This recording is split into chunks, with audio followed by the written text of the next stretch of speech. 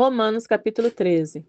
Todos devem sujeitar-se às autoridades governamentais, pois não há autoridade que não venha de Deus. As autoridades que existem foram por ele estabelecidas. Portanto, aquele que se rebela contra a autoridade está se colocando contra o que Deus instituiu, e aqueles que assim procedem trazem condenação sobre si mesmos. Pois os governantes não devem ser temidos, a não ser pelos que praticam o mal. Você quer viver livre do medo da autoridade? Pratique o bem, e ela o enaltecerá, pois é serva de Deus para o seu bem. Mas se você praticar o mal, tenha medo, pois ela não porta espada sem motivo. É serva de Deus, agente da justiça para punir quem pratica o mal. Portanto, é necessário que sejamos submissos às autoridades, não apenas por causa da possibilidade de uma punição, mas também por questão de consciência. É por isso também que vocês pagam imposto, pois as autoridades estão a serviço de Deus, sempre dedicadas a esse trabalho. Deem a cada um o que lhe é devido. Se imposto, imposto. Se tributo, tributo. Se temor, temor. Se honra, honra. Não devam nada a ninguém, a não ser o amor de uns pelos outros, pois aquele que ama seu próximo tem cumprido a lei. Pois estes mandamentos: não adulterarás, não matarás, não furtarás, não cobiçarás e qualquer outro mandamento, todos se resumem neste preceito: ame o seu próximo como a si mesmo. O amor não pratica o mal contra o próximo. Portanto, o amor é o cumprimento da lei. Façam isso compreendendo o tempo em que vivemos. Chegou a hora de vocês despertarem do sono, porque agora nossa salvação está mais próxima do que quando cremos. A noite está quase acabando. O dia logo vem. Portanto, deixemos de lado as obras das trevas e vistamo-nos da armadura da luz. Comportemo-nos com decência, como quem age à luz do dia, não em orgias, bebedeiras, não em imoralidade sexual e depravação, não em desavença e inveja. Pelo contrário, revistam-se do Senhor Jesus e não fiquem premeditando como satisfazer os desejos da carne. Romanos capítulo 14. Aceitem o que é fraco na fé, sem discutir assuntos controvertidos. Um crê que pode comer de tudo. Já outro, cuja fé é fraca, come apenas alimentos vegetais. Aquele que come de tudo não deve desprezar o que não come. E aquele que não come de tudo não deve condenar aquele que come, pois Deus o aceitou. Quem é você para julgar o servo alheio? É para o seu Senhor que ele está de pé ou cai. E ficará de pé, pois o Senhor é capaz de o sustentar. Há quem considere um dia mais sagrado que outro. Há quem considere iguais todos os dias. Cada um deve estar plenamente convicto em sua própria mente. Aquele que considera um dia como especial, para o Senhor assim o faz. Aquele que come carne, come para o Senhor, pois dá graças a Deus. E aquele que se abstém, para o Senhor se abstém, e dá graças a Deus. Pois nenhum de nós vive apenas para si, e nenhum de nós morre apenas para si. Se vivemos, vivemos para o Senhor. Se morremos, morremos para o Senhor. Assim, quer vivamos, quer morramos, pertencemos ao Senhor. Por essa razão, Cristo morreu e voltou a viver, para ser Senhor de vivos e de mortos. Portanto, você, por que julga o seu irmão? E por que despreza o seu irmão? Pois todos compareceremos diante do tribunal de Deus. Porque está escrito: por mim mesmo jurei, diz o Senhor, diante de mim todo joelho se dobrará e toda língua confessará que eu sou Deus. Assim, cada um de nós prestará contas de si mesmo a Deus. Portanto, deixemos de julgar uns aos outros. Em vez disso, façamos o propósito de não colocar pedra de tropeço ou obstáculo no caminho do irmão. Como alguém que está no Senhor, tenho plena convicção de que nenhum alimento é por si mesmo impuro, a não ser para quem assim o considere. Para ele é impuro. Se o seu irmão se entristece devido ao que você come, você já não está agindo por amor. Por causa da sua comida, não destrua o seu irmão, por quem Cristo morreu. Aquilo que é bom para vocês não se torne objeto de maledicência, pois o reino de Deus não é comida nem bebida, mas justiça, paz e alegria no Espírito Santo.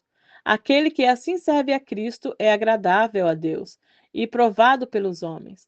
Por isso, esforcemo-nos em promover tudo quanto conduz à paz e à edificação mútua. Não destrua a obra de Deus por causa da comida. Todo alimento é puro, mas é errado comer qualquer coisa que faça os outros tropeçarem. É melhor não comer carne, nem beber vinho, nem fazer qualquer outra coisa que leve o seu irmão a cair.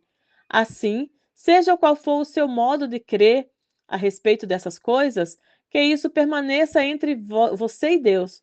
Feliz é o homem que não se condena naquilo que aprova, mas aquele que tem dúvida é condenado se comer, porque não come com fé, e tudo que não provém da fé é pecado. Romanos capítulo 15. Nós que somos fortes devemos suportar as fraquezas dos fracos e não agradar a nós mesmos.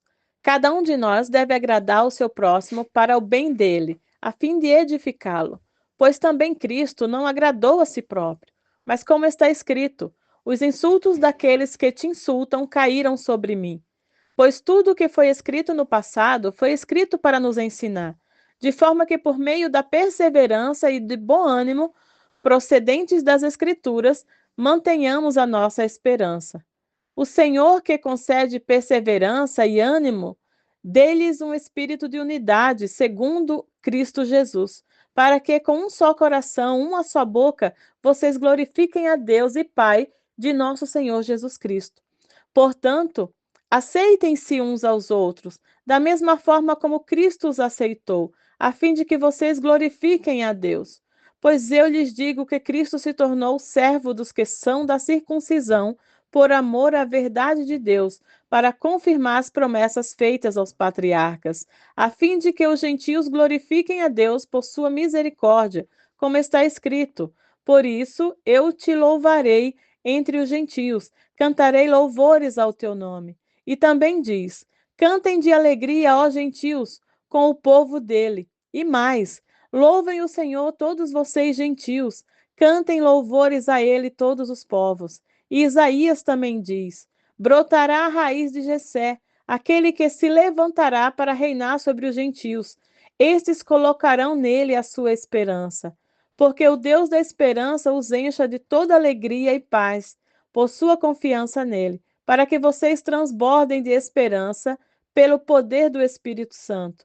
Meus irmãos, eu mesmo estou convencido de que vocês estão cheios de bondade e plenamente instruídos, sendo capazes de aconselhar-se uns aos outros.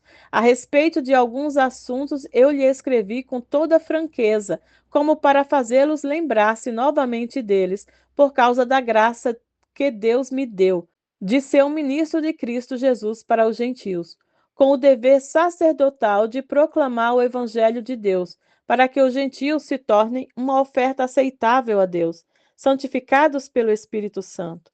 Portanto, eu me glorio em Cristo Jesus, em meu serviço a Deus. Não me atrevo a falar de nada, exceto daquilo que Cristo realizou por meu intermédio, em palavra e em ação, a fim de levar gentios a obedecerem a Deus, pelo poder de sinais e maravilhas e por meio do poder do Espírito Santo de Deus. Assim, desde Jerusalém e arredores até Ilírico, proclamei plenamente o Evangelho de Cristo. Sempre fiz questão de pregar o Evangelho de Cristo onde ainda não era conhecido, de forma que não estivesse edificando sobre alicerce de outro. Mas antes, como está escrito, hão de vê-lo aqueles que não tinham ouvido falar dele, e o entenderão aqueles que não o haviam escutado. É por isso que muitas vezes fui impedido de chegar até vocês. Mas agora, não havendo estas regiões, nenhum lugar em que precise trabalhar, e visto que há muitos anos anseio vê-los, planejo fazê-lo quando for à Espanha. Espero visitá-los de passagem e dar-lhes a oportunidade de me ajudar em minha viagem para lá, depois de ter desfrutado um pouco da companhia de vocês.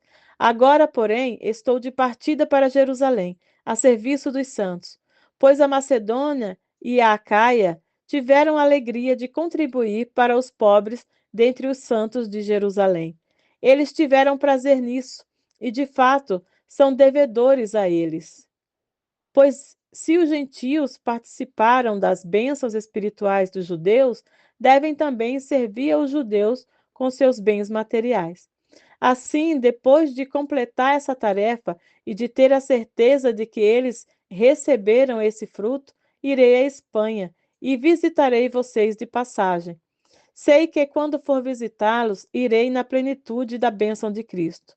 Recomendo-lhes, irmãos, por nosso Senhor Jesus Cristo e pelo amor do Espírito, que se unam a mim em minha luta, orando a Deus em meu favor. Orem para que eu esteja livre dos descrentes da Judéia e que o meu serviço em Jerusalém seja aceitável aos santos, de forma que, pela vontade de Deus, eu os visite com alegria e, juntamente com vocês, desfrute de um período de refrigério. O Deus da paz seja com todos vocês. Amém.